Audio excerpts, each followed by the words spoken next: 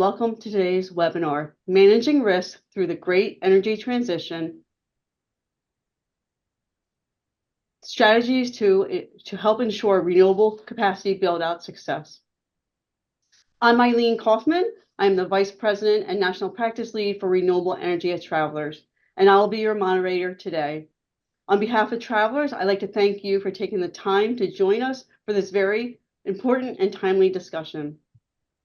Before we jump into the webinar, I do want to just add in the disclaimer that the information in this webinar is intended to be informational and does not affect change or policies issued by Travelers. And with that, let's get rolling into the topic. Over the next several decades, there will be unprecedented growth and profound transition in the energy sector.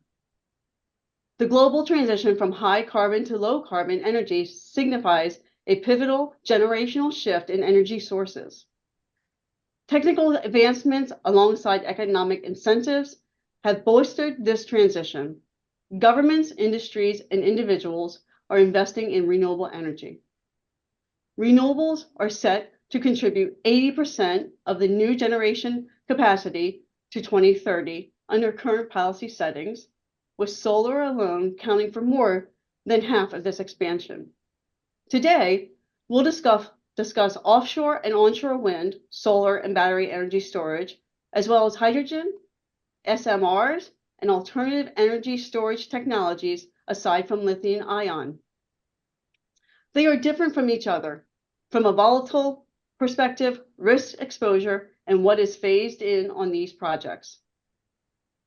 Travelers is an industry leader with more than 170 years in the insurance business. We also have more than 30 years of expertise in protecting energy companies and deep proficiency in the renewable energy industry.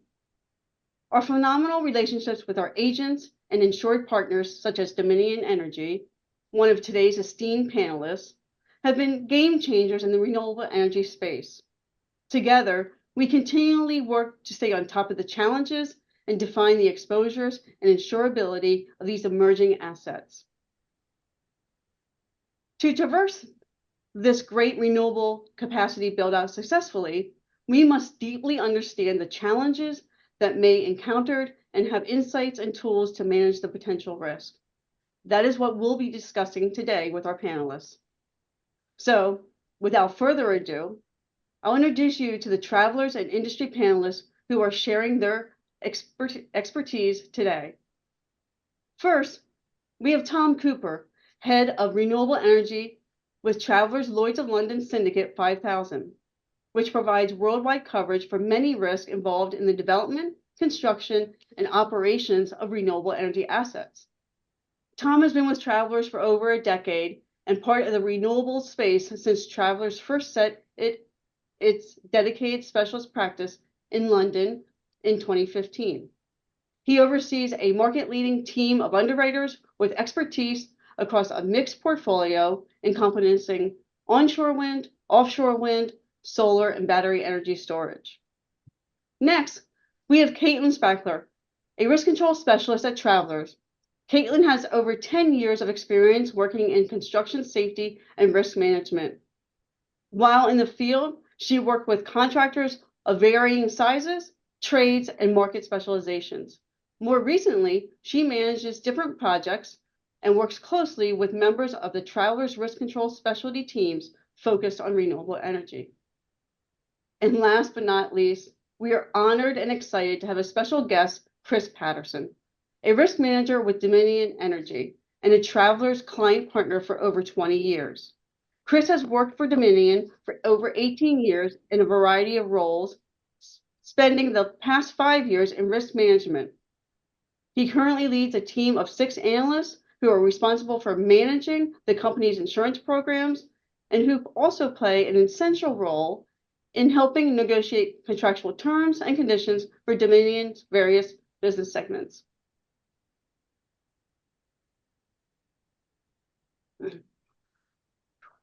But before we get into it, we just want to remind our audience that because there is so much great material to get through with our panelists today, we are not going to take live questions. So if you have a question or comment, please put it in the chat and we'll do our best to answer it. Now let's dig in. Let's start with you, Tom. There are two major pieces of legislation driving this build out here in the US, the Investment Reduction Act and the Infrastructure Investment and Jobs Act. Can you give us a sense of the size of these subsidies and the incentives coming from them? Thanks, Eileen. As a topic, these unprecedented pieces of US legislation seek to heavily incentivize and stimulate domestic growth in the sector have obviously received a lot of airtime, and it's certainly a dominant theme of discussion within the energy space. So many on the call will be familiar, but just as a brief reminder, there's the bipartisan infrastructure law and the Infrastructure Investment and Jobs Act. This provides over $100 billion in total energy funding.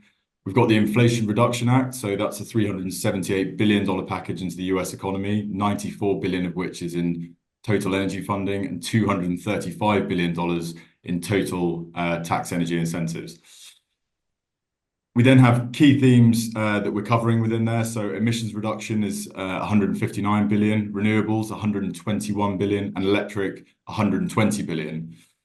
October 2023 also saw the Biden-Harris administration announce the IIJA funded $3.46 billion worth of investment into electrical grid resilience and reliability. So this is better protection against extreme weather events, increased flexibility, reliability, and efficiency, and targeting 58 projects across 44 states, leveraging $8 billion worth in federal and private investments. So sounding a bit blasé with those numbers, but these are really serious amounts which will have a commensurate impact in terms of the build-out.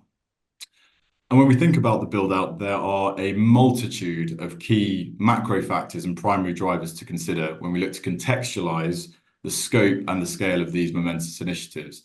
But if we were just to pick out a few of the most compelling ones, I'd say number one being energy independence. We're entering into a progressively more deglobalized world, one with a less integrated global picture. Geopolitical instability is on the rise, especially emanating from the conflicts in Ukraine and the Middle East, meaning that energy independence is becoming much more of a strategic imperative. Number two, we've got the business case for renewables, previously a subsidy-dependent class of energy production, now very much cost competitive, and in many cases with little to no reliance on subsidies. So if we take a period from 2010 to 2022 and look at how the global weighted average levelized cost of energy for offshore wind, onshore wind, and solar generation respectively have performed versus the cheapest available fossil fuel-fired option, we see offshore wind previously 258% higher in 2010, but only 17% more so by 2022. Onshore wind 95% higher in 2010, but now 52% lower by 2022, and that has continued to come down. And most obviously, solar PV, which went from 710% higher in 2010 to a levelized cost of energy, which by 2022 was 29% lower than the cheapest fossil production. And I think we can expect these price reductions to continue, albeit in a little more gradual manner, as we see ongoing technology improvements, greater economies of scale, and reduced financing costs as well.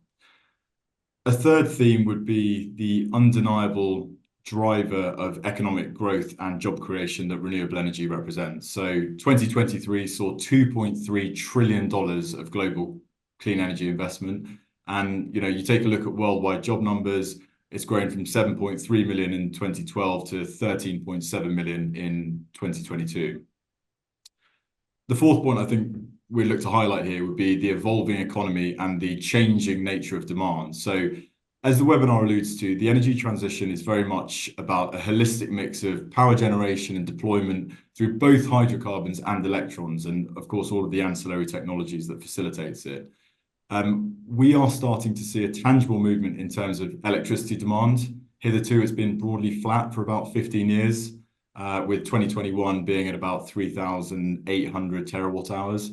But now we see the exponential growth in things like demand for data center capacity, the computing requirements associated with the growth of AI, cryptocurrency mining, where there's also reshoring of semiconductor manufacturing coming back to the US, as well as the well-publicized growth of the EV network. So We see a very different picture from an electricity demand point of view. In fact, the IEA report published in January predicts energy consumption in the first three of those activities I've mentioned to pretty much double by 2026. So when we think about the change in demand, things like grid capacity and resilience is going to be critical to facilitating the build out. So of course, across all of these themes, there are nuances, most notably along geographic lines. So for example, what may be true in Europe is likely to differ in the Middle East, is likely to differ in Australasia. Key differences in regional characteristics, local policy, local entity strategy, and ultimately, a combination of these things will determine the speed and extent of progress of the build out. And if we take a US view, what may be true in one state is often very different in another. And the chosen strategy of each US state and the nature and the profile of the entities operating within those states will have a huge bearing on the future direction within the space. So it's probably an opportune moment to bring Chris in and get a viewpoint from Dominion as a regulated utility operating in Virginia and the surrounding states. Chris? Yeah, thanks, Tom. And you're definitely spot on. As you mentioned, Dominion Energy service territory is largely in the Virginia and the Carolinas. And with Virginia being home to the latest data center market in the world, finding ways to serve that load growth while maintaining our commitment to clean, carbon-free energy is a huge focus for our company over the next 15 to 20 years. And while I realize that the focus of today's presentation is about the transition to renewables, I'd be remiss if I didn't make it clear that renewables alone cannot keep our lights on. In fact, our most recent IRPs reflect an all-of-the-above approach. So that's aggressively building renewables while still ensuring the reliability of our system. And what that means is continued investment in transmission and distribution networks, as well as looking at dispatchable generation to support the intermittent nature of renewable forms of generation. So we have all this backing pouring in, but how does that translate into how much renewable energy capacity will be built out over the next coming years? And where will we see this capacity being built out? Will it be spread out evenly over the country or concentrated in certain areas? Tom, what's your take on this? First and foremost, important that ambition and expectation is paired with quite a healthy dose of realism as to what is actually deliverable and over what timeline. We've already witnessed the high-profile cancellations of circa 6 gigawatts of planned offshore capacity along the eastern seaboard, and together that accounts for about 20% of the Biden administration's offshore wind target, which was expected to be delivered by 2030. And a key issue that was encountered by all of them was the high inflationary environment and how that impacted the economic model of those projects. But yeah, when we think about where the growth will be, there are several factors that determine, and including but not limited to, first and foremost, grid capacity. Chris has just touched on that. We've talked about the changing nature of electricity demand already, and over the past decade, we've seen a series of mounting challenges to the grids within the US. We've got more variable generation, decommissioning of coal, extreme weather events, generally pressure on companies to pursue more of a net zero agenda. And now, obviously, the new challenge, the prospect of significant demand side growth. We've also got inadequate grid capacity versus the demand, and that's already leading to very long interconnection queues with the opportunity cost in foregone revenues associated with that. Simultaneously, regulators are also becoming increasingly concerned about the impact of grid investments on customer bills. So really, it's a fine balancing act between managing the relationships with customers, between regulators, and ensuring that we do have grid reliability and resilience. Again, briefly touched on state-driven policy is a big one. Clearly we're talking about a very big continent, a very big country within a continent. The natural resource potential in any given state will be a big determinant of the energy mix and uptake of renewables therein. Some jurisdictions obviously lend themselves very well to particular occupancies. So those with heavy load centers and ample coastline may prioritize offshore. Many others are heavily leaning into solar and BESS, which the EIA sees making up 81% of US new electrical generating capacity in 2024. And hand in hand with natural resources, obviously natural peril exposure. Big topic in the market, big driver of losses from an underwriting perspective. increasingly we see these considerations feeding into site selection, design, engineering criteria, and obviously the costs that go with that. Trade policy is a highly salient theme at the moment, and one which can have really tangible impacts on both the capex and the levelized cost of energy of development and build out. In the US, we see a big constraint on Chinese imports, and this is a debate that's certainly raging around BESS at the moment, where, similar to the SPV space, the majority of that value chain is dominated by Chinese OEMs. And really the question being, and I think it'll be a decisive one for developers, to what extent do, for example, Chinese cells being integrated into BESS equipment, which is otherwise assembled in the US, qualify for local domestic content status, which, is a determining factor of IRA subsidy eligibility. So that's an interesting one. Financing, I think, is another key one. There's a longer term horizon and transferability of the tax credits associated with the latest tranche under the IRA. So that may start broadening the appeal to a wider investor community. And in the fullness of time, it could lead to a more active involvement, for example, of the bond market. So let's see and watch that space. And I think the final one, the elephant in the room, we've got upcoming elections in the US. How might a change of administration and political direction sway some of the commitments that have already been made? Or is it assumed that the economic case is so compelling that it's likely that, we'll stay the course? So I'd say these are some of the factors that we'd consider. Thanks, Tom. So let's focus on offshore wind for a bit. Chris, Dominion Energy recently developed the first offshore wind project in US federal waters, a 12 megawatt pilot project off the coast of Virginia that went COD in early 2021. And currently underway is your CVOW, a 2.6 gigawatt with 176 turbine commercial project that is expected to be operational by late 2026. Your insights and firsthand experiences managing risk on these projects are invaluable to understand some of the potential challenges encountered on these builds. Let's start looking at some of the key steps involved in getting these projects up and running. What does it involve? What does it really take? Particularly when thinking about how to predict and prepare for any hiccups that could delay startup or progress along the way. Yeah, thanks, Eileen. So going back to Tom's previous comments about local policy and regional characteristics, I want to start by taking just a quick minute to highlight the Virginia Clean Economy Act of 2020, which really underpins a lot of the shift taking place in Virginia. So at its core, the act requires that Dominion develop significant zero carbon resources by 2036, namely 5 gigawatts of offshore wind, 16 gigawatts of solar, and almost 3 gigawatts of battery storage. Another key thing to distinguish is that all of our renewable projects in Virginia, which include CVOW, are being constructed under a regulated ratepayer model with no third-party financing nor PPA considerations, which can often lead to restrictive insurance requirements. Now back to your original question about key steps. Our journey first started over 10 years ago when we secured rights via auction for close to 115,000 acre lease area off the coast of Virginia.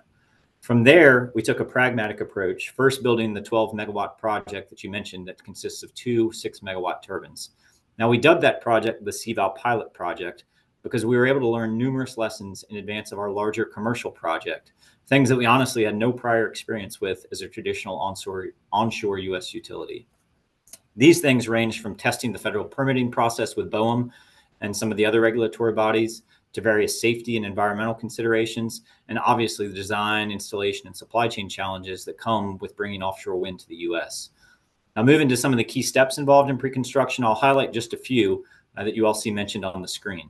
There are site seabed studies that need to be performed, in our case, for over 176 piling locations. We've also had to conduct unexploded ordnance studies, which include addressing any UXOs in the path of our project. In addition, we've had to work with local fishermen and mariners to coordinate exclusion zones and communicate construction timelines. As well, for our project, there are also several transatlantic fiber cables that we have to cross, which have necessitated crossing agreements with those owners. And certainly one of the largest components is the procurement effort in terms of selecting partners. Now, while our pilot project was a traditional turnkey project, our senior leadership realized that we could achieve significant cost savings if we segmented the various packages on a commercial project with major suppliers and contractors directly. So that's exactly what we've done. We've partnered with reputable, industry-leading European companies, the major ones being Siemens Gamesa, who's providing the WTGs and components, CS Wind, and Semco Maritime for our transition pieces and offshore substations, EEW for our monopiles, and Demi Offshore and Prysmian as our main T&I contractor and cable provider. Now, Caitlin, I know in previous chats that you also feel contractor selection is a key consideration for developers. Can you provide some additional details here? Yeah, thank you, Chris. And you're absolutely right. The number of contractors and materials that are involved in these offshore wind projects is so massive and complex. And that's why contractor selection really is a key ingredient to a successful project. If you don't have the right players at the table, it becomes really challenging to execute on a project and get the work done. And this is especially true when we look at the offshore wind world because it's such a niche market and it has such highly specialized work. So that's why Travelers recommends implementing a formal contractor pre-qualification program aimed at assessing a contractor's previous work experience, safety track record, quality control measures, and safety management programs. So when you're pre-qualifying a contractor, here are a couple examples of things that you might want to ask about. So you want to ask about their previous experience with offshore wind projects. Are they of a comparable size, scope, etc.? What is their level of experience with the methods and the equipment that are going to be used for this project that you're starting up? You can also ask for a list of jobs completed. That can give you some really good insight into their previous experience. It's also great to ask about any hurdles or lessons learned that they've gained from previous jobs.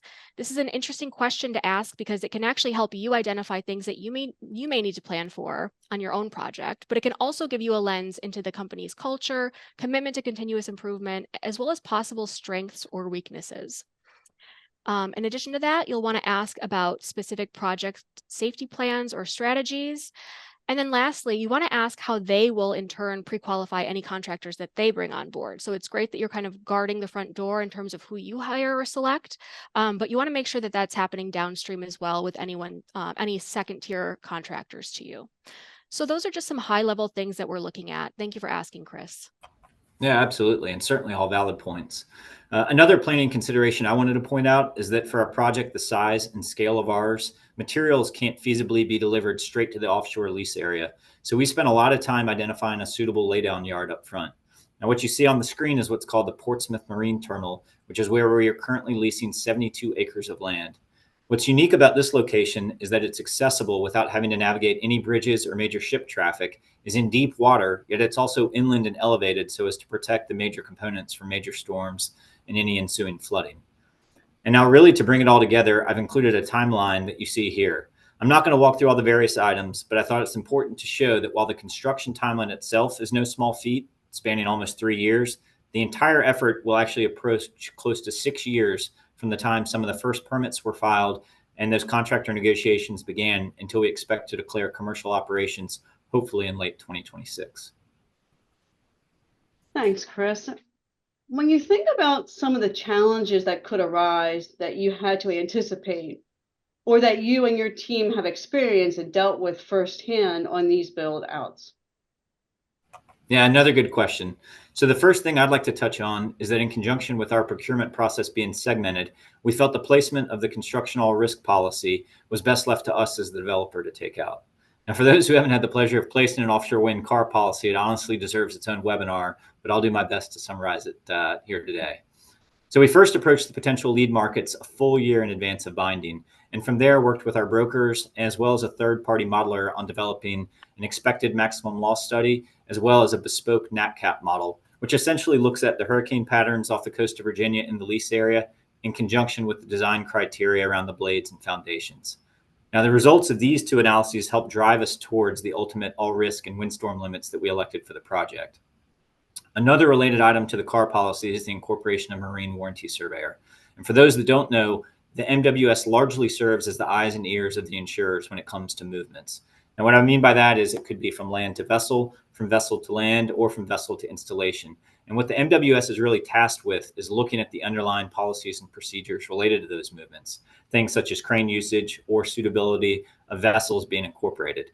Two other things I'll quickly mention is with respect to the car policy, the interplay with the contractors. Now, as I'm sure many of you strive to do in your contracts, we had to make sure that the risk of loss transitioned cleanly from one contractor to the next while they have care, custody, and control of a particular work package. And we also successfully negotiated for the contractors to maintain warranty risk, as we did not want to put that on the car insurers through like 3 coverage. Now, looking at this through a loss control lens, Caitlin, I imagine working offshore and on vessels presents some unique challenges in itself. Yeah, thanks, Chris.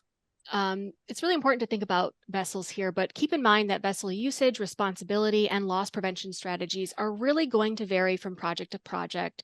It's going to depend on factors like charter agreements, type of vessels used, etc. But that said, there are some general things that you should keep in mind when it comes to vessels on offshore wind projects. So the first being copies of the inspection and maintenance reports. These can really help ensure that the vessel that you are using to do your work can actually get you to do the work safely, effectively, and in a timely manner. The next thing I want to touch on involves the jackup rigs. These are common in the offshore wind world.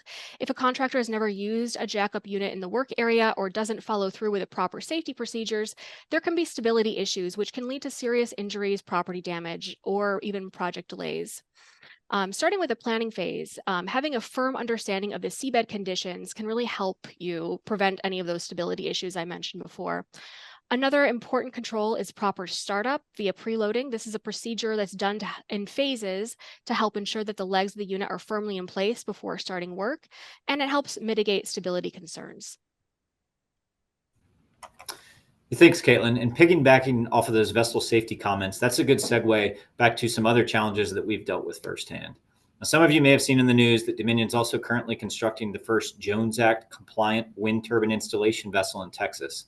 Now, the Jones Act is a very important piece of legislation when it comes to offshore wind build out in the U.S., as it basically dictates that cargo leaving a U.S. port destined for another U.S. location, i.e. an offshore wind site, must travel on a U.S. flagged and crewed vessel. In the absence of having a US WTIV, the alternative is that you have to barge the key components, be it blades, nacelles, towers, to the project site, then transfer them to a European WTIV, which are also in high demand, and perform installation from there. So by providing our own vessel, it'll save costs for us, but equally as important, it removes that extra equipment handling activity or exposure, as you see it that way, from the project. Another mitigant here on the slide that I'll quickly mention is that we have elected to go with a self-sustaining turbine package, which essentially provides 48 hours of backup power in the event that a turbine ever loses power. Now, what this does, it'll allow them to pitch and yaw and protect themselves from high winds. Shifting to the environment, which is certainly a topic that gets a lot of attention in the news, there are other considerations we've had to make. A big one I'll comment on is the seasonality impact to our project, whereby subsea work is required to take place outside of the North Atlantic right whale migration season. And what this does is effectively limit us to 6 months out of the year for piling work.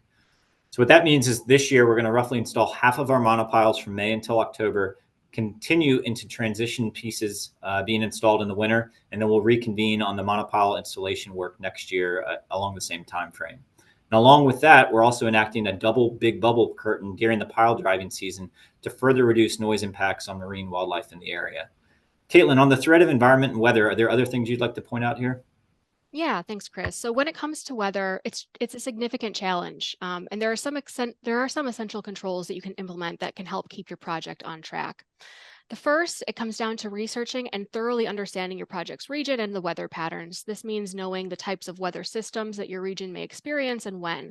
You want to look into the historic weather pattern data and try to forecast what may occur during the course of your project, especially during those periods where key activities are taking place. Proactive planning is another huge piece of this. This starts with the research, as I just mentioned, just so you know what you're up against exactly. But pre-planning involves developing plans that will on what will occur in the event of an emergency. The more specific the plan, the better. You want to be sure to revisit the plan periodically, particularly in the run-up to hurricane season or other kind of storm season, and update, redistribute, and train personnel as needed. Part of planning also includes identifying where vessels will go in the event of a storm. It's important to know the location of banks, shallow areas, and other potential obstacles near the work site.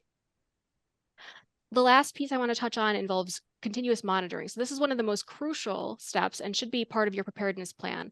Assign a small team to monitor weather on a continuous basis. Identify a mechanism for communicating any weather-related updates or changes. Again, these are just high-level overviews, but they're all really important items to consider. Thanks, Caitlin, for those valuable insights into weather preparedness for offshore. Tom, when we think about onshore wind, what are the key distinctions in building out new onshore wind capacity? A lot of similarities, certainly a lot of similarities to offshore, but also some pretty unique differences impacting the build out. We have an aging fleet. So if we take Europe as an example, we've got 14 gigawatts, predominantly at the moment in Germany, Spain, and Denmark, but 14 gigawatts is already over 20 years old. And by 2030, it's estimated that that'll be 78 gigawatts has reached that 20-year-old point. Now, bear in mind the design life is around 25 years. So that entire fleet is going to be in need of extensive and regular operations and maintenance, or indeed repowering, depending on how the owners choose to approach. We see a lot of challenges around the retention of skilled engineering technicians in the workforce. Certainly in Europe, there has been a bit of a brain drain, the appeal of the more lucrative offshore sector, which leaves an absence of those qualified individuals to be installing and servicing the installed onshore turbines. There have been some pretty well publicized profitability challenges of the three leading OEMs. I think that kind of escaped anyone's attention in the news. And until now, they've really monopolized the space, especially in the Western Hemisphere. But they've definitely been battered by a combination of interest rates, elevated commodity prices, demand uncertainty, and strained supply chains. And to an extent, that has created a really good opportunity for the emergence of the Chinese OEMs, in much the same way as we saw that similar dynamic with solar a few years ago. Recent report published saw Goldwind and Envision, two Chinese OEMs, named as the two top firms from an installed capacity delivered in 2023. And we saw GE concurrently falling from a ranking of 3rd to 6th. So that was reflecting about a 35% drop in sales. And finally, I mentioned some of the challenges encountered by the Western OEMs. Part of this, and in fact, a lot of it, has been related to quality issues associated with their newest, largest models. We've seen a real race to scale up in terms of nameplate capacity, and that has not been accompanied by sufficiently iterative process when it comes to R&D and focus on reliability of the technology. And I think in addition, with turbine scale comes other challenges. So we see a lack of availability of appropriate transportation, and certainly adequately sized cranes for installation and repair. And that has often exacerbated losses within the onshore fleet. So I've had conversations with you, Caitlin, about this, and I know that Risk Control have got some really good insights around crane. What's your take? Yeah, thanks, Tom. So pre-planning for cranes is an incredibly important piece of this puzzle. It's about ensuring that you have the right people, the right equipment, and the right setup for the job. So let's talk about a few key areas to consider when developing your pre-plan for crane picks. So there have been losses that occur while the large turbine installation crane is moving between sites that are within a larger project footprint. And in these cases, instead of using the delineated access roads, they've actually cut across an area to save time. Think about the shortest distance between 2 points. When this occurs, it leads to the potential for a tip over event or similar. Now, generally speaking, access roads on the project can be narrow and difficult to traverse. That said, you want to make sure that they are properly engineered, compacted for use by cranes and other heavy equipment, and importantly, used by the cranes and other equipment. So for work in hilly areas, which is often where these onshore wind sites are located, thought needs to be given to the maximum incline and decline grade, and this can vary by crane manufacturer and model. Make sure someone on the team has consulted with the manufacturer's literature to determine the appropriate maximum incline and decline for the crane. Turbines are, of course, located in high wind areas, and it's no surprise that wind is no friend of cranes. Monitoring weather during lifts is critical. Larger cranes typically have anemometers that are built right into the equipment. You want to make sure that these are properly calibrated. We have seen situations where anemometers are broken and never repaired, and when this is the case, it can only lead to difficulties down the road. You also want to make sure you understand the impact that wind can have on the lift and the load. And for wind projects in general, you're dealing with some of the largest booms that are available on the market. Wind gets stronger and harsher the higher up you go, and this can make for severe consequences if you're not managing it properly. And the last thing I'll say about cranes, one other potentially overlooked area involves the other cranes that are on a site. So these are often referred to as assist cranes. You'll want to make sure that you're planning on the crane picks for these smaller cranes, just as you would for the larger turbine installation cranes. And for these smaller cranes, as well as other equipment on site, you want to make sure that for transport within the site, you're using proper tie downs and securement. I want to shift gears to equipment breakdown. So equipment breakdown is a significant concern in wind. In terms of loss prevention, there's a mantra that actually one of our equipment breakdown specialists shared with me, which is keep it cool, keep it clean, and keep it tight. So keep it cool, that's really about preventing any overheating, particularly as it relates to friction. Sometimes in a piece, or oftentimes in a piece of equipment, the oil is the means of keeping it cool, which is why oil analysis is so important. Keep it clean relates to the condition and the purity of the oil. It should have no unusual particulates, as those can indicate a breakdown. Keep it tight refers to limiting the amount of vibration. Turbines often are huge masses of rotating equipment. Having something even a little bit off kilter can have dire consequences. So the key to preventing the vibration-related issues is by performing a vibration analysis and getting a sound signature that's coming off the turbine, gearbox, or other piece of equipment. Another helpful tip for equipment breakdown, one of the best ways to make the most out of any form of testing is through trending over time.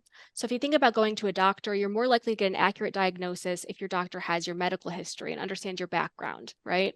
So in the equipment breakdown world, this means keeping track of report findings from inspection to inspection and taking note of even small changes. So for example, 1 year you may have a low level of iron particulates in a sample.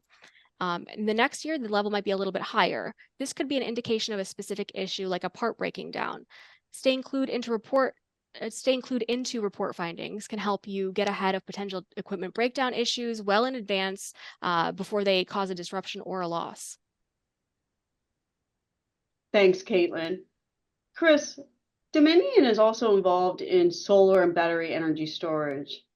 So what can you tell us about the key distinctions in building out these projects, particularly the ways in which they might differ from on and offshore wind, as well as each other?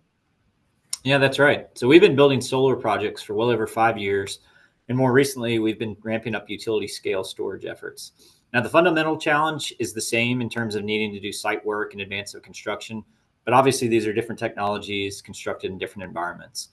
And while securing the land rights is less of a challenge from a financial standpoint, in some cases, with solar in particular, there are several landowners that you have to work through, as well as having to work with various counties and municipalities in the state or states you're operating in to obtain conditional use permits. Now, some of the site-specific work that has to be done in advance includes geophysical and geotechnical studies, and they look at different things from soil compactability and stormwater management, which includes the need for vegetation and retention ponds to help with runoff. And that expands to looking at the constructability of the land for design of foundations and posts and other major pieces of equipment. And aside from that, some of our projects incorporate on-site storage. And in those cases, perimeter fences may need to be constructed, as well as coordination with local law enforcement to help mitigate theft. And that certainly expands to site preparedness for inclement weather, be it storing the materials inside containers, elevating them if possible, and or manually rotating panels to a safe stow position. Now, Caitlin, I know you've got a lot of insight into managing some of these challenges as well. Yeah, thank you, Chris. So as far as solar is concerned, I want to first touch on site drainage or stormwater management.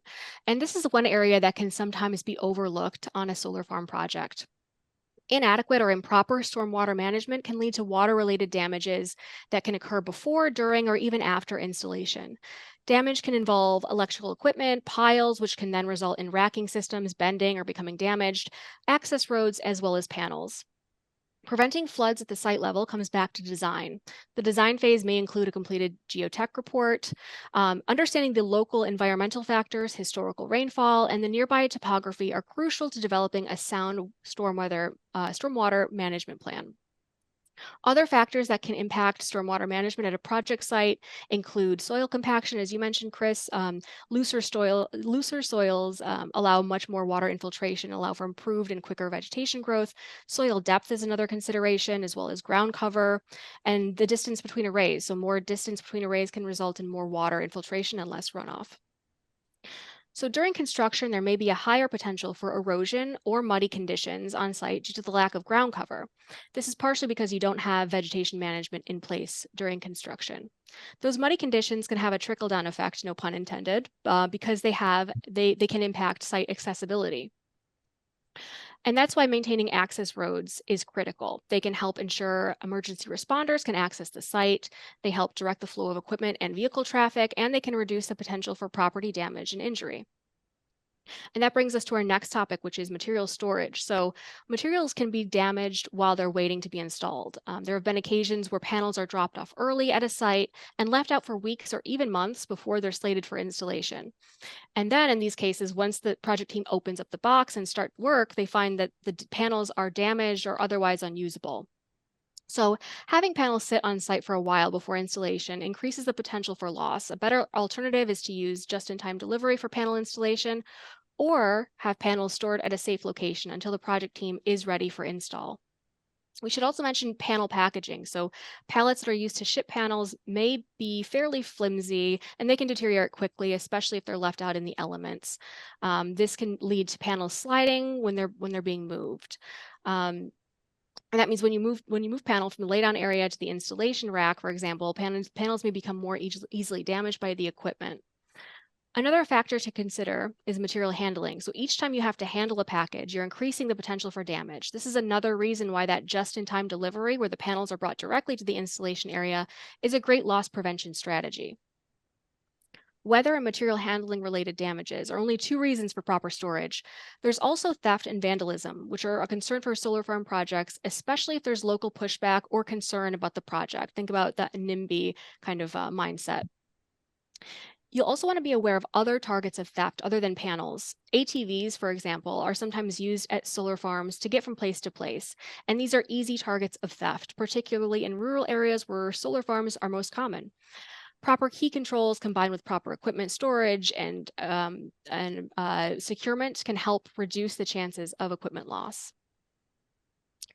And then lastly, I wanted to mention a little bit about environmental. So as stated before, stormwater management is key, and it can have impacts that extend beyond property damage and project delays. Erosion or runoff from a site can travel into bodies of water. For example, there was an instance where someone alleged that runoff from a solar farm went into a trophy fishing pond. You want to identify nearby bodies of water, as well as the potential for runoff. Implementing erosion prevention features into your design is critical. Herbicides used for vegetation management and pesticides used for pest control may also pose a runoff exposure. The method for controlling vegetation and wildlife should be identified well in advance, and potential issues with runoff should also be controlled. Some really good observations there, I think, Caitlin. Chris, if you don't mind me just jumping in and actually turning the conversation directly to storage, what approach has Dominion taken compared to the industry, and what's the reason for the setup you've chosen? Yeah, so I would say we're definitely taking perhaps a more conservative approach, but it's one we strongly believe in. And I'll give a quick shout out to our in-house team of loss control engineers, as they participate in industry committees and have studied the losses that have occurred with the lithium-ion batteries over the years. And as a result, we've developed standards for our EPCs that are focused on safety and are also designed to help limit property losses when a thermal runaway event does occur. These standards range from 25-foot separation of 4-hour firewalls separating BESS groupings of 6 megawatt hours. And we've done this because we essentially feel that this would contain the loss and limit it to something more akin to an EML and not something that would quickly become an MFL. Now, the separation also applies to other utility equipment, including transformers. And in addition, we've required a 100-foot setback from the property line for large BESS systems. Combined, these spacing and firewall requirements should allow fires to burn safely without suppression and hopefully without the need for first responder involvement. And we're also taking steps with our container designs to augment the gases and help minimize explosion risk. If you look at the image in the picture, this is one of our BESS systems that's co-located with a solar farm here in Central Virginia. And the rectangular boxes, if you can make them out at the top, are what are called deflagration vents, which are designed to off-vent those gases. In addition to this, we're also actively working with one of our suppliers to develop spring-loaded roofs that would essentially open up, allowing those gases to even more quickly ventilate. And lastly, we're adamant about requiring UL certification on all battery systems, as I know that continues to be a concern on batteries coming out of China that may not be tested and or rated at the same criteria. Now, Tom, considering our approach is likely more conservative than others are taking, I'm curious how this lines up with your observations and the underwriting philosophy that Travelers has adopted. Yeah, I mean, I think we took a great deal of confidence from the feedback from the in-house risk control engineers that you mentioned, and I think the way Dominion approaches this asset class gives us a good degree of certainty. So, as with any emerging technology, BESS comes with that uncertainty, and we therefore seek evidence of how that's being mitigated, often through the philosophy of the insured, when it comes to things like the safety factor and redundancy being built into initial design, engineering, as well as the procurement and contracting approach that client's taking. There are a few emerging trends which are influencing underwriting thought process at the moment, especially as we look forward. So we see the increasing energy density of new BESS products, and questions we ask here are, how does increased energy density in the same footprint impact the intensity of fires caused by thermal runaway? And how much more complexity does that add to, for example, firefighting activities? Is the industry accepted 10 foot? And you mentioned 25 foot. That gives us a good level of assurance, as I say, but is the industry accepted 10 foot that a lot of clients build to still regarded as appropriate? And I suppose we really need to wait for the UL 9540A test results to better understand how this may impact some of our established PML assumptions. Obviously, with an emerging technology, we don't have a huge amount of claims historical data to lean on, so more losses sometimes equals better trend spotting for us. In terms of what we're seeing so far, integration, assembly, and construction remain the leading root cause of the losses we've seen on our book. So we see challenges with quality issues during installation, inexperienced workforce being one of the key drivers of this, where 50% of the construction crews currently out there and working on BESS did not work on this technology 2 years ago. Cell failure, which attracts a lot of attention, actually accounts for the lowest root cause. However, when we look at that, it may be attributed to the difficulty in identifying cell defects as a root cause after a fire incident. When we look at recent BESS losses that we've seen both anecdotally and on our book, a lot of the loss quantum is actually being attributed to debris removal and recycling and disposal. So 29% of the cost of the last loss we saw was all channeled in that direction. And between 2015 and 2022, 58% of BESS failures occurred within the first 2 years of operation. So some interesting trends there emerging. And finally, the last one I'd touch on is manufacturing. And I suppose the overarching question we're asking ourselves is there a serial defect issue coming on a fleet basis? So consider the fact that 50% of batteries produced today come from production lines which are less than 2 years old. So we've got very, very immature manufacturing base. 76% of total global battery build-out was deployed in the last 2 years. So another question would be, has the QA/QC scaled accordingly given this surge in growth? The majority of cell manufacturing is undertaken in China, and Chris, kind of dovetailing with your point, is the FAT, factory acceptance testing, sufficiently rigorous by Western standards? And there's one bit of information and an interesting stat that I read. According to an established third-party cell monitoring company, a 500 megawatt hour BESS system has about 500,000 individual cells. 1,500 of them are expected to have manufacturing issues.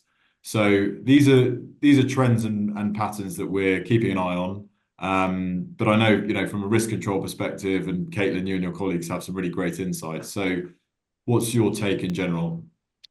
Yeah, thanks, Tom. So I want to start off just with damage prevention, and specifically the physical or mechanical damage. That's one of the key risks when it comes to BESS, and it can occur while the unit is in transit or during installation or even after placement. And when I say physical damage, I mean BESS container maybe is dropped from heights or perhaps comes into contact with equipment. So while in transport, let's start there. In many cases, the manufacturer is responsible for transport, and they would, upon arrival, log into the BESS and verify the condition of the BESS prior to interconnection and commissioning. In cases where an entity other than the manufacturer handles transport, the entity should use the manufacturer provided checklist to verify its condition upon arrival to the site. This is called generally site delivery acceptance, and it's about ensuring whatever arrived meets the manufacturer delivery standards. Now, while in transport, if BESS are assembled on site, it's also important to check the condition of the container and the module upon arrival. Battery modules may short circuit if they come into contact with other batteries, metal objects, or other conductive surfaces. Keeping strong, rigid packaging is in good condition while batteries in transit is an important way to prevent this from happening. Now let's kind of shift gears to the during installation piece. So crane and rigging controls should be implemented. And if something goes wrong with the lift and a BESS container is dropped, the consequences can be substantial. Crane safety comes back to pre-planning. So crane or lift selection, operator qualifications, inspection, equipment placement, ground conditions, and qualifications of rigging and signaling personnel. Looking at after installation, you want to ensure that the BESS is protected from accidental contact with equipment or vehicles. You can do this by establishing clear access routes for the site during construction. Use bollards or other means of protection as an additional kind of layer. This not only helps with prevent equipment damage, but can also help ensure first responders can access key areas in case of an emergency. Shifting gears over to emergency action planning. This is one important measure that can help mitigate the severity of losses. So for your emergency action plan development, you want to coordinate with the responding agency, which is often the local fire department. Walk through the site with them so they can get a feel for the site accessibility. You'll want to make sure that you relay information about battery chemistry, quantity, purpose, scope of the project, key dates, any protective features, as well as whether or not those protective features will be active during the period of construction. The more prepared that they are to respond to an emergency, the greater the chance you have of minimizing the damage and the downtime. Eileen, I'll turn it back over to you. Thanks, Caitlin. As the energy storage technologies continue to rapidly evolve, we will continue to monitor the potential risk and challenges for these exposures. So, Chris, what can you share on the additional technologies Dominion is exploring? Yeah, so starting with hydrogen, I'll say that we continue to assess the role that it can play to decarbonize our operations as well as the end use customer. And so while there's nothing to announce, I'll just say that we're exploring clean hydrogen production technologies and partnerships that can help provide cost-effective solutions for our businesses. And that does include our involvement in the Low Carbon Research Initiative, which is led by EPRI and GTI. For SMRs, in addition to the SMR designs that are based on the traditional light water reactor designs, I'll say that we're also evaluating the potential use of advanced designs that do not use water as a reactor coolant, such as high temperature gas or molten salt. And probably goes without saying that Dominion isn't an R&D company. Our recently filed IRP in Virginia does have the first SMR being operational in 2034. And lastly, in terms of BESS, we have actually recently announced some pilot projects with 3 new battery storage technologies. The first one being an iron air battery, which is developed by Form Energy, which has a 100-hour discharge. The second is a zinc hybrid battery, which is developed by EOS Energy and has a 4-hour discharge. And the last is a metal hydrogen battery developed by Intervenue, which has a 10-hour discharge. So each of these is alternative to the traditional lithium ion, which could obviously help strengthen safety features for storage, as well as some of those longer duration discharges I mentioned. Thanks, Chris, for those great insights on the emerging technologies. We've undividedly dove into a wealth of information here, and our hour is almost up. So any closing thoughts? Tom, I'll start with you. Well, we've taken a fairly US-centric view today, but needless to say, the level of build-out globally is massive and across multiple asset classes.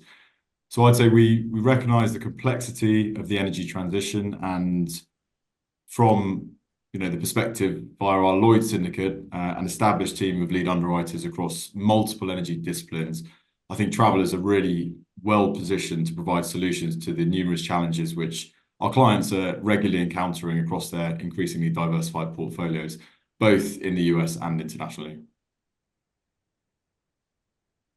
Chris? Yeah, one thing that I'll mention is that we've worked closely with Tom and the rest of his team to build insurance solutions for some of the things that I mentioned earlier. Travelers is actually the co-lead on our car policy for the offshore wind project. And I really can't underscore how invaluable that role has been in educating not just me and the rest of the risk team, but our project team, on industry losses and best practices and things of that nature. And in addition to that, we have a master builder's risk policy for our solar and storage build out that Travelers leads. And obviously with the pipeline of projects that I mentioned, continued growth, the consistent approach that we take in building them and the work that's gone in up front, it's already proven to be a valuable, effective, efficient means of ensuring these projects. Caitlin? Yeah, thank you. So I'd like to just take this chance to highlight our risk control professionals and resources, including our forensics lab. Our risk control team is made up of professionals with diverse backgrounds in electrical engineering, equipment breakdown, cranes, vessel safety, construction loss prevention, you name it. So in an ever-evolving field like renewable energy, we are really fortunate to be able to use this technical expertise to help our customers manage risk and prevent loss. Thanks, Caitlin. And, just want to let everybody know, we cover from construction to operational for all lines of coverage for renewable energy assets. We are writing in the US domestically. We are writing internationally with Tom and his team out of London. And we also write in our Canada operation. So we are very much a global footprint when it comes to renewable energy for onshore, offshore wind, solar, and battery energy storage. And as the energy sector is a rapidly evolving industry landscape with ever-changing technologies, which presents many challenges as we discussed today, I believe sharing our knowledge and lessons learned across the industry will help mitigate for all involved. So thank you for your insightful thoughts. Before we wrap up for today, I'd like to take a moment to share Travelers Innovation Network for Energy, an online platform that provides Travelers Energy customers with access to industry insights and resources. This collection of risk management solutions helps our renewable and traditional energy customers keep their workers, work sites, and businesses safe. There are targeted technology solutions on on-site monitoring, cyber risk, equipment management, and much more. And eligible customers also qualify for discounts on services through the platform. So make sure you click on that QR code and look at our website. Tom, Caitlin, and especially our guest, Chris Patterson, I want to thank you so much for the valuable insights that you have shared today. There is so much to talk about on this topic, and in this hour, I think we've barely scratched the surface. But I hope we've left our audience with some interesting perspectives and proactive tactics to address the challenges you face on renewable energy projects now and into the future. Thank you all for joining us today. This concludes our discussion.